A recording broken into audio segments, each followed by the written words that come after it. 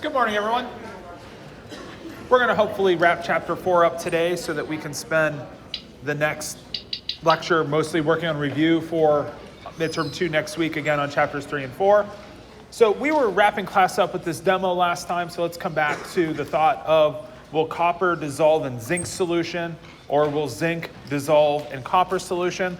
And if you recall, we had strips of zinc as a metal. So imagine a strip of zinc. So zinc solid you can be picturing is just a piece of metal that happens to be the zinc atom. We put that into a solution that's copper sulfate, but of course copper sulfate's water soluble, so we have copper ion, which is in the 2+ charge state, sulfate ion.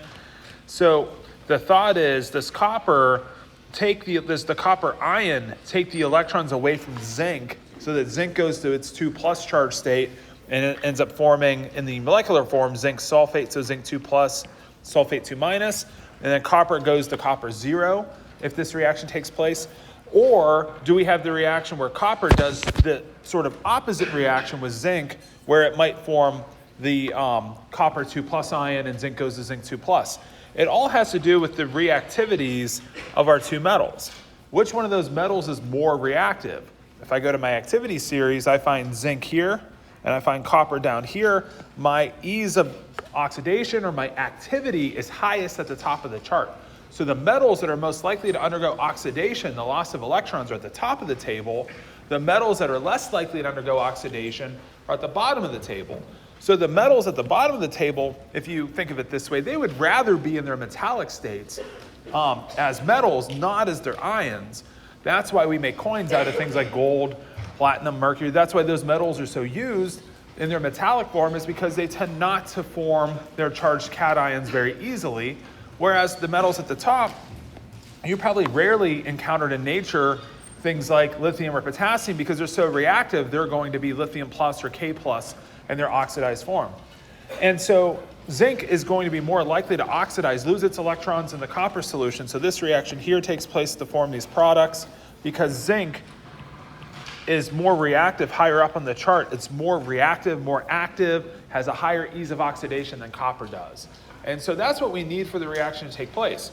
If you imagine getting the products copper and zinc sulfate, once we get those products, they're not going to spontaneously go back to the reactants. Do you hopefully get the idea that either the forward reaction is going to be spontaneous or that reverse reaction is going to be spontaneous? Only one of those. Once we find that the reaction this direction here is going to take place due to the difference of activities or reactivities leading that to take place, then we can determine that this reaction here, the opposite, the copper plus zinc sulfate, doesn't occur. So we can't take metals at the bottom of the chart and mix them with the cations above them. That doesn't lead a reaction to take place. What leads a reaction to take place is taking the metals above with the cations below them. And so if we take something like, towards the top of the chart, take magnesium and put it into a solution of, say, silver ions, silver is going to go back to, silver plus is going to go back to silver, and then magnesium is going to go forward to magnesium 2+. The same thought here was, I put my gold wedding ring, really was trusting that it was really gold, put it into an HCl solution. I've done this a few times before. It hasn't dissolved before. It doesn't dissolve because gold's here. And let me do a little erasing so we can see hydrogen. The only non-metal on this chart here is right here. And so we have our H+ ion here. Let me zoom in so we can see. And so H+ is here, gold's here, so this reaction doesn't take place. If we did the opposite reaction would be taking hydrogen H2 into a solution of gold. So if I were to take H2 gas and bubble it in, so imagine now I have a cylinder of hydrogen where there's a gas. Imagine I take a gas line into a solution and I just open the gas valve so it bubbles into the solution. So we have the hydrogen gas bubbling into a solution. To be my source of AU3+. So we have the solution here, and now here hydrogen has 2 electrons total in the entire molecule. Each hydrogen has 1 electron, so we have 2 electrons in that molecule, and they can be lost to make 2 H+ ions. So hydrogen goes to its charge state, and then gold goes back to gold solid. And so gold here is undergoing a gain of electrons. Gold's being reduced. I still need to balance the reaction, but gold in this reaction is being reduced because it gains electrons. and then the hydrogen in this reaction. When we're determining atoms that are oxidized or reduced, usually I'm just looking and saying, in the reactant, is that atom in the reactant oxidized or reduced? Does it gain electrons or does it lose electrons? Gaining electrons is reduction. Losing electrons, we have 2 electrons here. We have 0 electrons here. So we've lost electrons. So that's oxidation, that's oxidized. So whenever we're determining the atom that's oxidized or reduced, we're looking at the atom on the reactant side and then comparing it to the product side and saying, did that atom gain or lose electrons during the course of the reaction? So then if we want to balance the reaction here, let's pair the H plus up with the Cl minus, because when we form HCl, if we write this in molecular form. So let me change the product here to be HCl to write this in like this sort of molecular form of the equation, HCl AQ. And then instead of, like 2 of them would balance out the hydrogens, but then I'm going to have 2 versus 3, so why don't I go with a 2 in front of the AuCl3, so I have an even number of chlorines, and then that's going to take 6 HCl's to balance out 6 chlorides on both sides, and then I'll need 3 H2s, and then a 2 in front of the gold. So everything's in balance here. But the idea here is that the H2 molecule, each one of the H2 molecules loses 2 electrons, and each one of the gold atoms is absorbing 3 electrons. So we just need there to be 3 total molecules of H2, so there's 6 electrons available for the 2 gold atoms to absorb 6 total electrons, 3 each. Okay, so that's an example of oxidation reduction, just to try to show us that the chart helps us predict when these reactions take place. So we want the neutral atom on the left side of the reaction to be higher than the product we're going to make on the product side. So we want to start with a more reactive neutral metal or element, and we want to end up with a metal that's less stable, that's lower on the chart, that's lower on the activity side. So the idea here is you want to start with something more reactive so you end up with something less reactive. If you think of the opposite, not very easy to start with something that's less reactive and produce something more reactive. So we got to start more reactive and less reactive. Okay, let's move into tracking concentrations of solutions. The main unit we use in chapter 4 is molarity. If you had a lot of content in high school and got to this stuff, you may have learned molality, parts per million, parts per billion. That's a Chem 1220 topic, so we just focus on molarity here. Let's talk about what that unit is. So molarity is moles of the solute per liter of solution. So it's like moles per volume, but the volume isn't of water, it's of the entire solution. And then we use the symbol M, capital M, to mean 1 mole of solute per liter of solution. A lot of times I write solution SOLN just to signify the solution. A molarity is useful because usually you prepare a solution and you might take 25 milliliters of the solution. And so you can easily take a volume of the solution and then multiply it by the molarity, and that'll tell you the number of moles. And so when we think molarity being M, we can think of how that's equal to N over V, or N is moles, V is volume. And then you can sort of see that you can take a molarity times the volume and get moles. So if you take a molarity mole per liter, multiply by the volume in liters, then we would calculate the number of moles within that particular volume solution. So we can consider having different types of concentrations. We can have 2 molar, so 2 moles of solute per liter solution, 0.5 molar, 0.5 moles solute per liter solution. And so we can have concentrations that vary in their molarity, just as we have either a more concentrated, higher molarity, or more dilute, lower concentration solution. And so we're told to consider just here, for example, imagine you have 1.25 m CaNO32. This would translate to being 1.25 moles of that compound. So calcium nitrate per liter of that solution. And so a lot of times when I see M, it's going to be more useful to write moles of the whatever the solute is per liter of that solution. So we'll see this a lot, and we'll just have to really make sure that we're getting that as moles per liter. And sometimes writing that out in a problem will help us get our dimensional analysis steps right or our math steps right when we're thinking of math. Now let's think about the concentration of the actual electrolytes. Because calcium nitrate's really not what's in the solution, right? It's really calcium ion and nitrate ion. Calcium nitrate is, of course, a water-soluble ionic compound. So this thing here is really calcium 2 plus, and then 2 nitrate ions in solution. So imagine putting the solid into water. It ionizes, of course, into these ions. And so if we're saying you put 1.25 moles of calcium nitrate into enough water to make a 1.25 mole per liter solution, the way this works usually is you put the compound into a container. So imagine what we would probably do is use something like a volumetric flask. This is terrible art. Let me try again. So I'm just trying to draw like almost like an Erlenmeyer flask that's calibrated to contain precisely 1 liter. And so it looks something like, this is even a terrible representation of it. But the key part of this container, I don't know how, you probably haven't used this specific piece of glassware in our labs yet, but a volumetric glassware has one little mark on it that's calibrated, so if you fill it to that point there, that would be 1.000 liters. And then you can get different quality glassware to determine if you get, how many sig figs you get on the liter here. So you can get really narrow neck flaskware that's really high that you can get really precise with this, or you can be really imprecise. But the goal of this glassware is that you can fill it precisely to a mark of 1 liter. It's kind of like a graduated cylinder too. So you can imagine a big graduated cylinder that you can very precisely fill and know that that's the volume of your solution.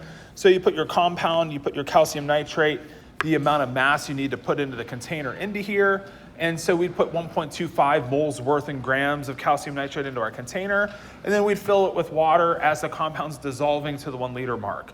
One thing to note here is that when you're preparing solutions, a lot of times it doesn't take precisely a liter of water to prepare the solution.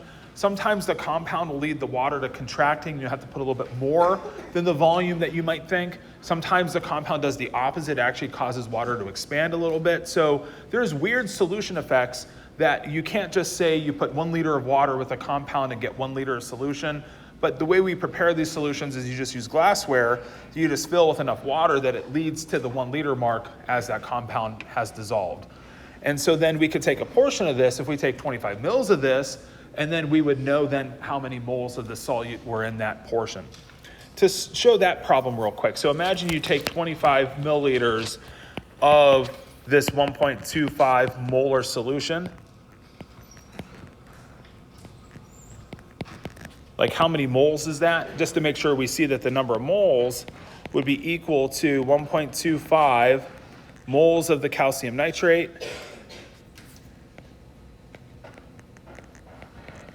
per liter of the solution. And I just need to multiply by 0.025 liters to express the 25 mils in liters. And so if I do that math,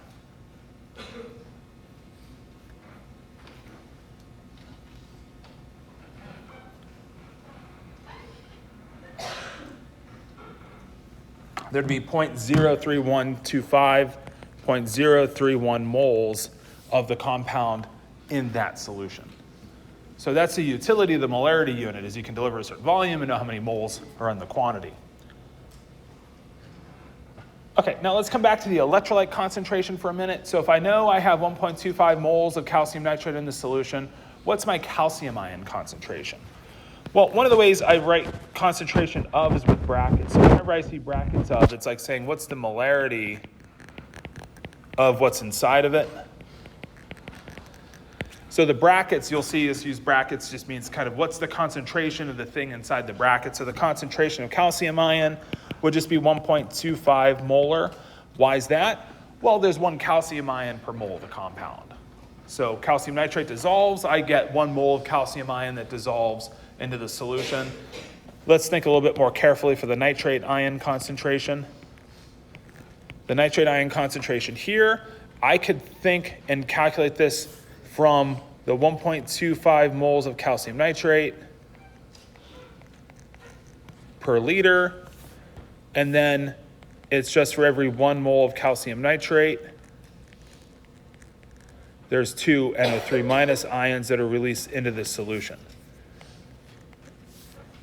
You could probably see the 1-to-2 ratio without doing the dimensional analysis math, but I just wanted to make sure that in case anyone was seeing, well, why is it just 1 calcium? Why is it going to be double for the concentration of nitrate? But the nitrate ion concentration here works out to be 2.50 moles per liter. Just because there's 2 moles of nitrate for every mole of calcium nitrate. And so if you think of the electrolytic nature of a solution, if I had KCl, exact same concentration, KCl is only 2 ions per mole of the compound. I'm going to get more ions into the solution with a 1.25 molar calcium nitrate solution than a KCl solution, just because 1 mole of the compound puts more ions into the solution. Remember, electrolytic nature depends on how many ions are in the solution. The more ions, the greater the electrolytic nature of the solution. So more ions, more highly electrolytic. So our total ion concentration, this is another thing we can determine, say, what is the total concentration of ions in this solution? Well, it's 1.25 mole per liter calcium, 2.50 molar nitrate. If I sum them together, that's 3.75 molar.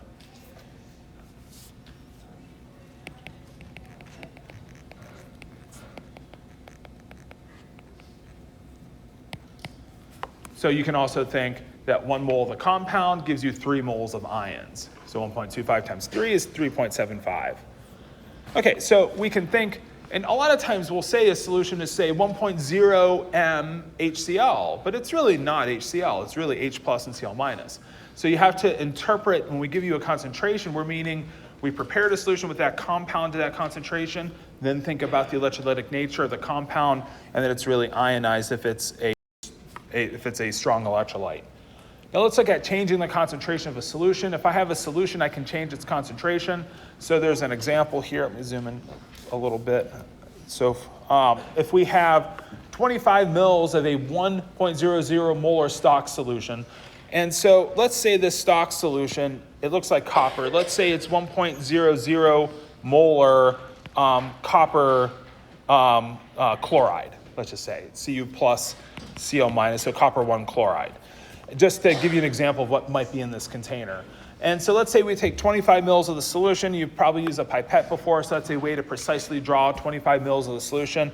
We could calculate the moles of the copper chloride because we know the concentration. It's 1.00 moles of copper chloride per liter of the solution, and we're taking 0.0250 liters of the solution. So that gives me 0.0250 moles of the compound in that solution.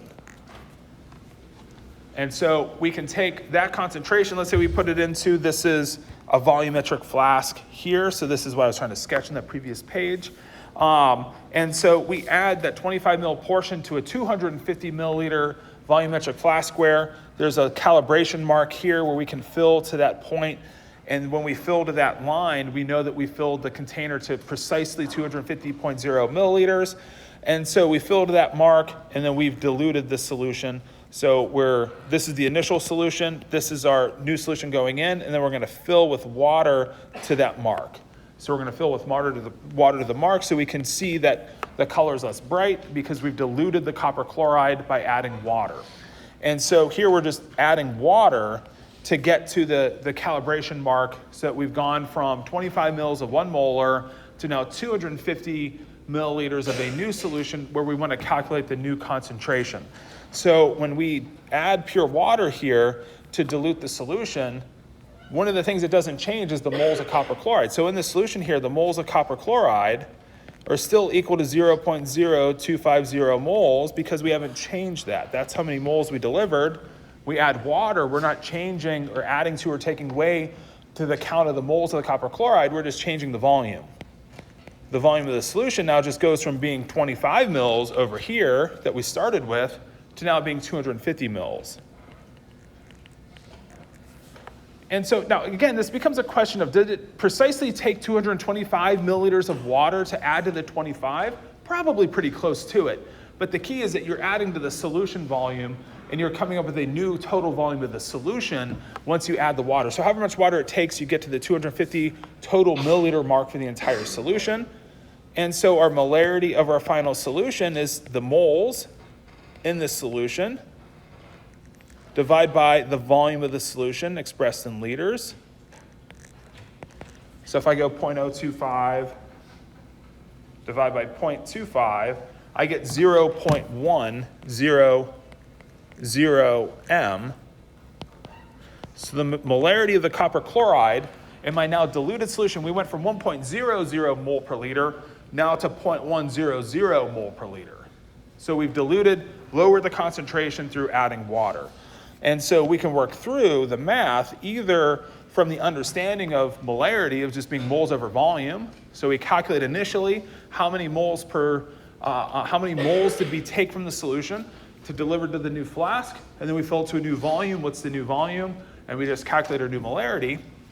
But there's an alternate approach that we can use, which is if we kind of note here that let's call all of the initial conditions to calculate the initial mole Mi and Vi. If you remember, M is equal to N over V. We rearrange for N like we did on the previous slide, where N is M times V, and I is just to mean initial. So we're just initially taking some set of conditions. So we're taking some initial molarity, some initial volume, and then what we're going to do is change to some final volume. So our V solution here, this would be our V final, our final volume. And then this molarity that we calculate here will be our MF, our final molarity. And we can think that for these conditions here, the final number of moles should be equal to the MF VF, because moles is just molarity times volume. And so the MF times the VF should give us the final number of moles in that container. But the key is that the final number of moles is equal to the initial number of moles, because we haven't changed the moles of the solute. Like, that's the key in a dilution, is you take a solution that has some compound in it, put it into a new flask, and you just add pure water. You're not changing the N. What you're changing is the molarity. So what you end up with is a case where you have Ni is equal to MIVI, the initial molarity times the initial volume. And then we have the final volume equal the final number of moles equal the initial number of moles of the solute, because we're not changing the number of moles, and that's equal to the M final V final, and then therefore these have to be equal to each other. So we end up with an equation. We'll use this equation a lot, but I just wanted to show you how you get to the equation that the initial molarity times the initial volume is equal to the final molarity times the final volume. But this is only an equation that works with dilution.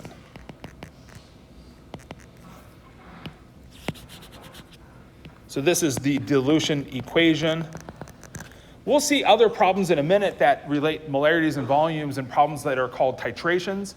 And this equation doesn't necessarily work for titration. So if you just see molarities and volumes in a problem, doesn't necessarily mean you use this equation. You use this equation when you're taking an initial molarity of an initial volume, where you can calculate the initial number of moles of the compound in that solution, and then you're changing by adding water the concentration to some final concentration, some final volume. Then we can use this equation, because the moles initial equal to moles final, sets the MFs and the VFs equal to the MI and the VI.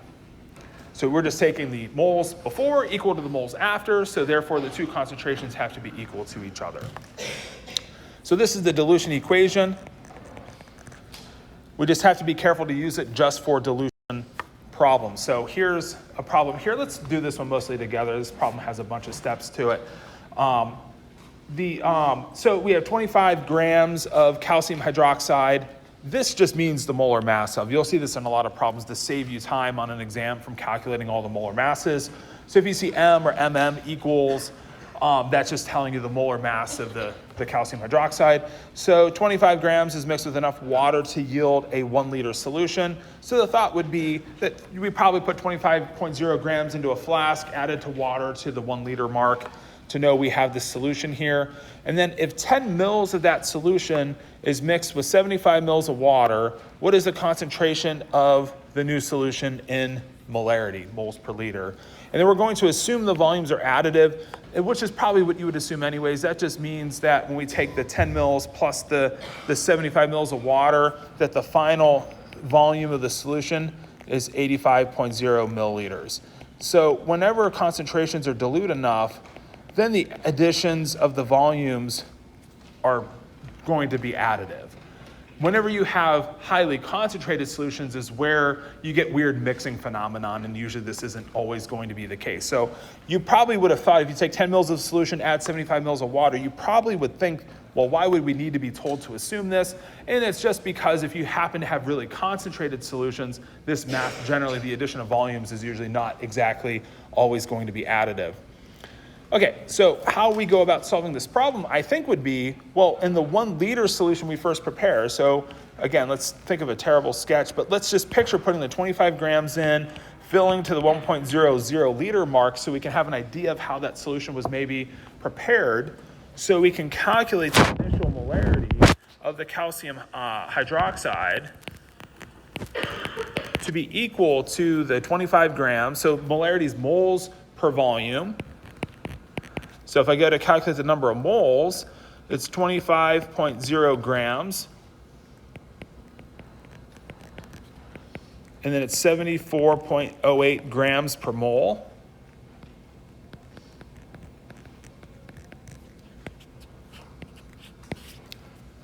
And then we have to divide by the volume. We prepare that into a 1 liter volume. So if I go 25 divided by 74.08, that's 0.337 moles, divide by a liter, divide by 1, so 0.337 moles per liter.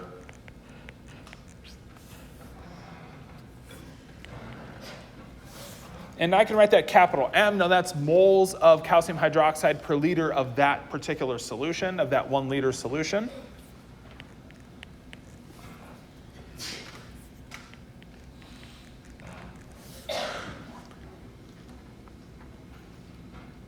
Now, if I take 10 milliliters of that solution and I go to dilute the solution, one approach would be, let's just use the equation MIVI equals MFVF. And just make sure that we attach the right, ideas of which one's the MI, which one's the VI, which one's the MF, and what's the VF. And so the MI is what we just calculated, so it's the initial concentration. The initial volume is the volume we take of that solution. That's the 10 milliliters. So that's this volume here. So MI equals 0.337, VI equals 10 milliliters. And then VF is the final volume after we add the 75 mils of water to change the concentration. And then the only unknown here would be MF. So MF would be equal to MI VI over VF. And we don't need to convert to liters here as long as both my volumes are in the same unit as each other. So I can take my MI, 0.337 M, moles per liter, times my initial volume, 10 milliliters, and then divide by my final volume, 85 milliliters. Note that it's not the added water that matters, it's the total volume of the solution. So it's the water we added plus the initial 10 mils.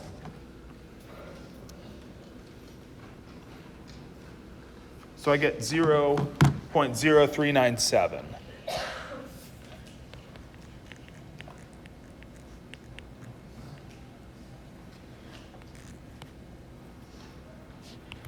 Looks like answer A here from the choices. And so that's the concentration of the solution once I prepare it. So I prepare a solution and then I dilute a portion of the solution further to go down to about 0.04 molar calcium hydroxide. One last thing I can mention here is that you could have maybe thought a different approach, which would have been just to say how many moles of the solute are in the 10 mil portion. So you may have just been saying, can I calculate the initial moles by taking the initial concentration and then multiplying by the volume. Here we have to go to liters just to get the cancellation to work. And so if you do that math, And let me also make sure I signify this is just a second way to solve the problem, or an alternate approach that you may have been thinking. And so if we do that math, we see that there's 0.00337 moles of the compound in the 10 mil portion that we take. And then the final molarity would just be equal to that number of moles divided by the new volume.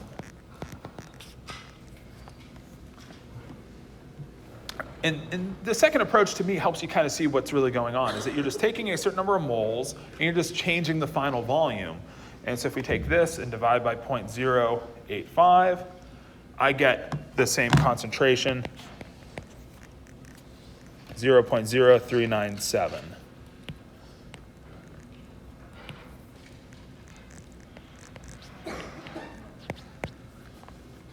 Okay, so what dilutions are doing is they're just taking a portion of the solution. Well, it's an awkward thing. And so we're just changing the concentration by adding water. And so the two approaches are either just use the equation, which makes us have to remember the equation, remember how to use it, or let's just use the concept of molarity. Molarity is just moles over volume.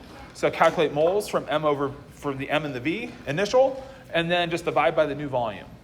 So two approaches, hopefully they both make sense. The equation's easier, but again, you have to remember how to use it. You may forget why it works. The reason why it works is it just comes down to how you calculate moles off of molarity and volume.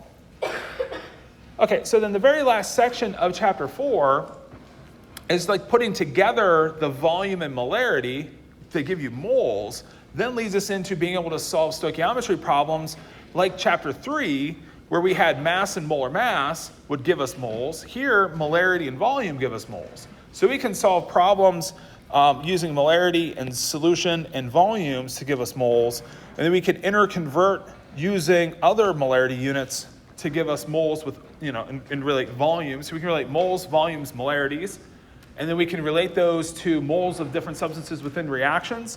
So if you're looking at, A plus B goes to C, in chapter 3, we could say you have 5 grams of this, 5 grams of that. How many grams of C do you get? Here in chapter 4, we can say that you have, 10 mils of 0.25 molar of A. Maybe you have this, 2 milliliters of 0.25 molar B. How much C do you get? So you can solve the same type of problems from chapter 3 just using the molarity unit to get there. So let's look at a couple examples that relate to using molarity units, but then also still keeping track that we can still throw in mass units. So how many grams of calcium hydroxide, so same compound as before, must be added to completely neutralize. Now I've got a couple of questions on what neutralization means. And we talk about neutralization reactions a lot with acid-base reactions. And so when we talk acid-base reactions, usually you're talking about taking an acid and a base. When they mix together, you get the salt and the water. You remove the acidity and the basicity of the base. So you take something that's acidic and something that's basic, and then you end up with something that's neutral. And so that's where the whole idea of what neutralization comes from. If you have a solution that's highly acidic, you're trying to reduce the acidity to go to neutral. So that's what we call that neutralization. And so how many grams of calcium hydroxide as a solid has to be added to neutralize, to completely react with? So neutralization is also another word, just to completely react with all the present quantity of 25 mils of 0.750 molar nitric acid. And so from the molarity here, we should be able to just conceptualize that you can calculate moles. From the volume and the molarity of nitric acid tells us how many moles of nitric acid there are. And for every 2 moles of nitric acid, we need to add 1 mole of calcium hydroxide. And so that's how we're going to kind of get into the process of seeing how much mass of calcium hydroxide we need to add. And another thought would be, if you look at the equation, this being AQ, this just means when we add the calcium hydroxide as like a solid, you can buy calcium hydroxide in dry form where it's just that compound devoid of water. You add it into the solution and it dissolves in the solution and then reacts with the nitric acid is the idea. And so if we're going to calculate the number of grams of calcium hydroxide, I think the two approaches are BCA chart. You guys don't like those? I don't really like them either. I like the thought of them, but dimensional analysis is probably the easier way to go. So let's think of the dimensional analysis steps here to calculate the number of grams of the calcium hydroxide, the quantity we want to answer within the problem here. And so let's start here. We could start either with the volume or the concentration. Let's start with the concentration. And I think that we almost always need to write the mole per liter here. If we just write M, we're gonna probably not be totally sure if we need to multiply or divide by volume. And if we just write the mole per liter, then we're gonna always recognize we need to multiply by the volume. And so just know that this here is mole per liter. And so we explicitly write that out for the first part of the problem. Then we multiply by the volume, but in liters. So I'm just writing 25 mils in liters. So the liters cancel. So that step here is how we know that we're multiplying, not dividing by volume. So the easiest mistake here is to get to this point here and divide instead of multiply. And so then if we stop the calculation here, that would of course tell us the moles of nitric acid. So the moles of nitric acid, we just need to realize for every 2 moles of HNO3 that are present, we need to add 1 mole of calcium hydroxide to completely neutralize that solution. So it's like for every 2 moles of nitric acid, I need to add 1 mole of that base. And now 1 mole of calcium hydroxide has a mass of 74.08 grams. And so that's how I go from mole per liter to moles using the volume, and then from moles of nitric acid to moles of calcium hydroxide into the mass of the compound.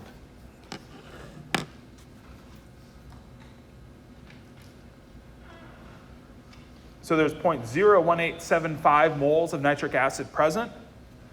So I divide by 2. I need to add 0.009375 moles of calcium hydroxide. And that works out to be 0.695 grams, or call it 0.694 grams.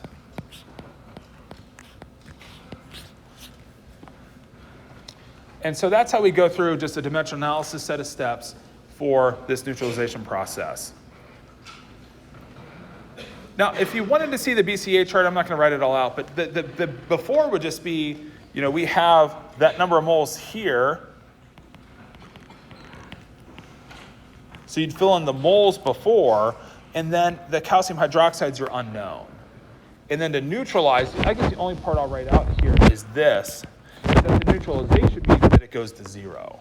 Like if the whole idea and concept of what we mean by neutralize doesn't make sense, it's whatever the amount of calcium hydroxide is required to make the nitric acid go to 0. And it's just the 2-to-1 ratio. So for every 2 parts of nitric acid, you add the 1 part calcium hydroxide, then they react together and produce the products.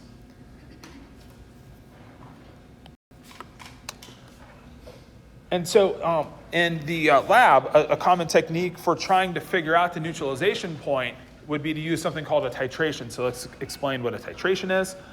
And so we call, so this whole topic is like solution stoichiometry. So that's just stoichiometry involving solutions. And so then the analysis is how we can use something called a titration. So a titration works, let's imagine you have an unknown acid concentration. So you have a big container of an acid, you don't know what the concentration is. Let's say it's HCl or it's HNO3, it's some type of an acid that you just don't know the concentration.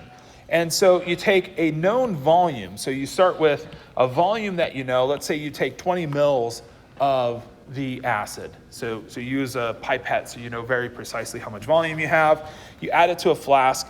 And then one of the keys is that you have to use an indicator. An indicator is going to change color whenever we go from being an acidic solution to a basic solution.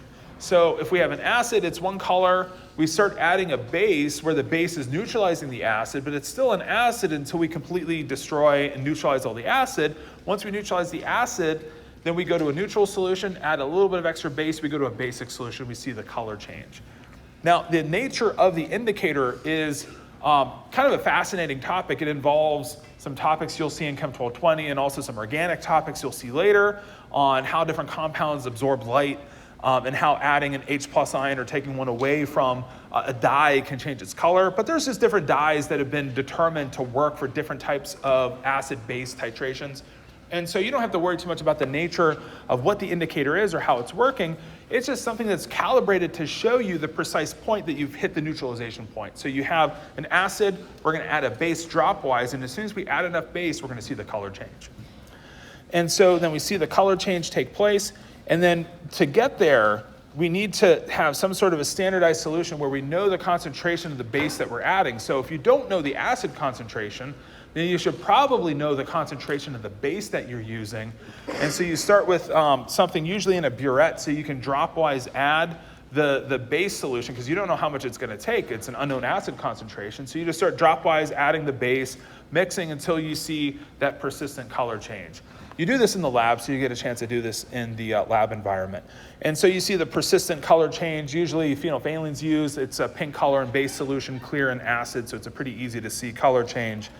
And so then at the point you see the color change, you mark how much of the base had to be added. And so if you have, and we'll see an example of this on the next slide, but if you're imagining HNO3 being titrated and the base being used as KOH, let's say, where we're producing KNO3, our neutral compound, our salt, and then plus water, that if this is our unknown concentration, we have to know the KOH concentration so we can calculate moles of KOH from the volume and the concentration of the KOH. So if we know the volume times the molarity of that solution, we get the moles of the KOH. And then for every 1 mole of the KOH that had to be added to neutralize the acid tells you how many moles of the acid were present. And so that this is equal to the moles of the HNO3, just because it's a 1-to-1 stoichiometric relationship. For every 1 mole of the KOH means that there's 1 mole of the nitric acid, and then you can divide that moles by the initial volume. Remember how we started with 20 milliliters? You have to start with a known volume. So when you go to calculate the molarity of the HCl solution, you're taking the moles of HCl dividing by the volume of that solution. So it's like you start with 20 mils, you want to know how much acid is in that 20 mil portion. That's the ultimate question. And so then we're just adding base to try to figure out how to work that quantity out. I think the next problem where we see the data given to us in a problem will hopefully make sense. But this is the technique that we do in the lab, that you guys will get a chance to do in the lab, that we call a titration. And so a problem you might see is one like this, and it doesn't have to be always like HCl and KOH. It could be a diprotic acid, a triprotic acid. Here we have the triprotic phosphoric acid solution. So we have 25 mils of phosphoric acid being titrated with 0.125 molar KOH. Let me take a backtrack for a minute. In case you were wondering, like, how is it that you could know one of the concentrations before you know the other? The way this technique generally works is you start with an acid that you can like dry in an oven and get in powder form. So it's a pure acid with no water present. So you know exactly how many moles of acid there are.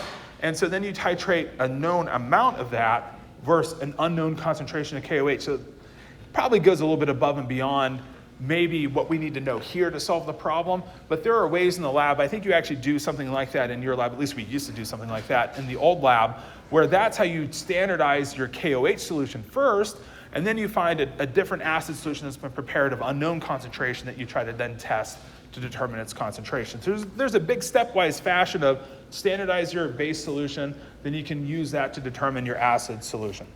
So I'm just trying to say there's some process by which you could determine this KOH solution concentration from a very fundamental level in the laboratory.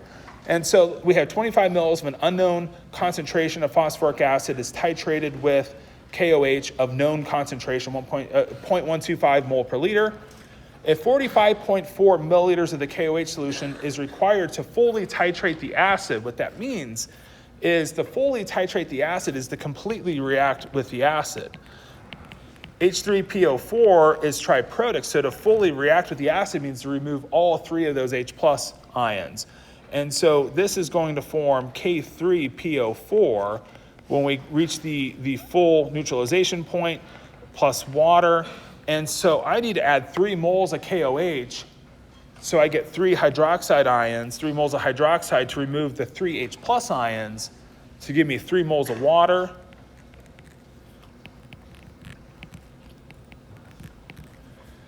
And so it's going to take 3 parts of KOH per 1 part of phosphoric acid to reach our neutralization point.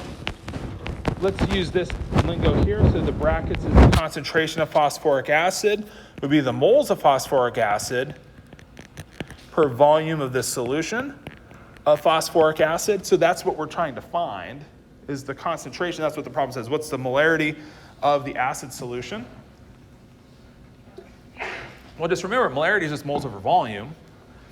And then the volume we already know. The volume of the solution, this is the acid solution volume. So this is just this volume here.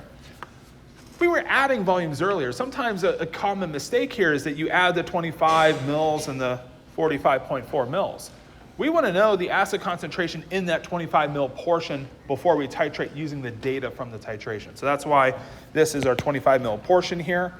Molarity is moles per liter, so that's why I converted to liters. Now, how do I calculate the moles of phosphoric acid? Just comes down to the KOH. So I start with the KOH concentration. So that's 0.125 moles of KOH per liter of that solution. And I added 0.0454 liters of that solution. So M times V gives me moles, but of the KOH. And then for every 3 moles of KOH that I added to the solution meant that there was 1 mole of H3PO4 present. So it just comes down to this balancing. So when you do a titration problem, you have to have a balanced reaction. To be fair, a lot of times on exams, there's a lot of things that go on in a titration problem. We usually give you the equation just so that you're not necessarily having to do 50 million things in one problem. But you have to have, if you don't have one, you have to think of what the balanced full reaction going on in the titration is. And here it's the H3PO4 being completely neutralized. And so any acid will lose all of its acidic H pluses. The key here is you go all the way down to that base ion that you learned how to name in chapter 2. So the only way I know to think, how do I know H3PO4 is triprotic and has 3 H pluses, is just from recognizing phosphate. Is as simple as that is. And so we get all the way to K3PO4. And so if I do this math of the 0.125 times the 0.0454 divide by 3, that's the moles of the acid that had to have been present in that 25 mil portion that has now been neutralized. But that's the amount of acid that had initially been present. Divide by 0.025 liters gives me 0.0757 moles per liter.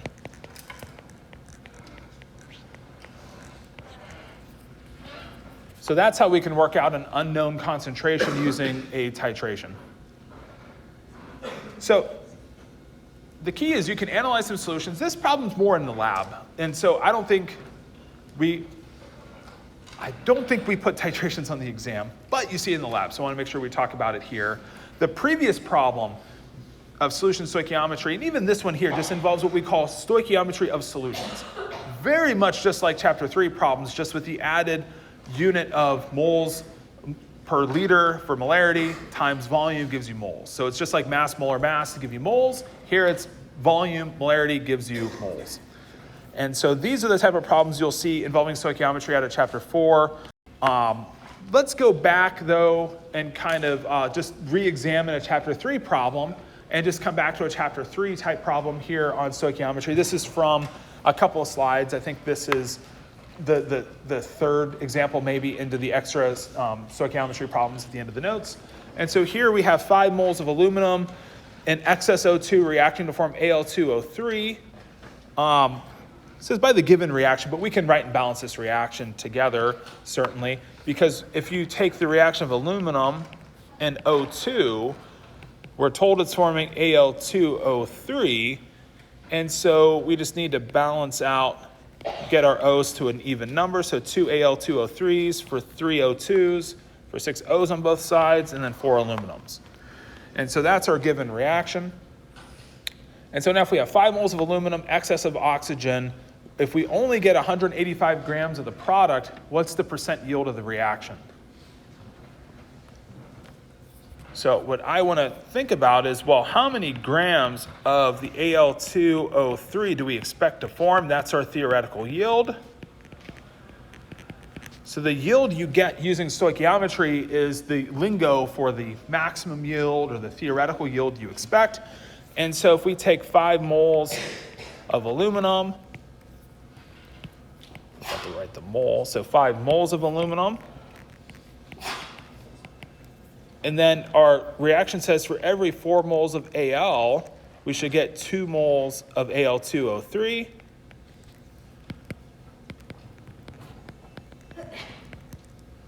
One mole of aluminum oxide is 102.0 grams, which was luckily given to us, so we didn't have to bother calculating it.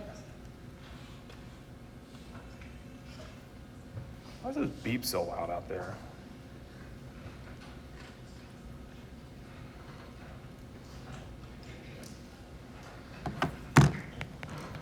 $255 grams. So that's the yield we expect to get this reaction if we get 100% yield.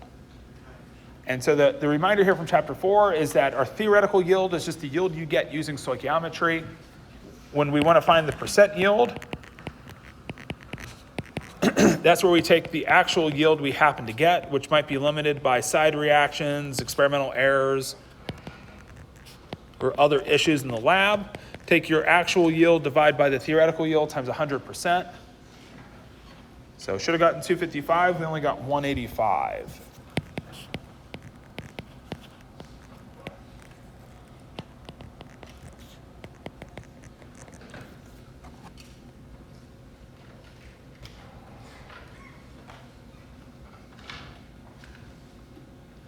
So I get 72.5% yield. Looks like answer D.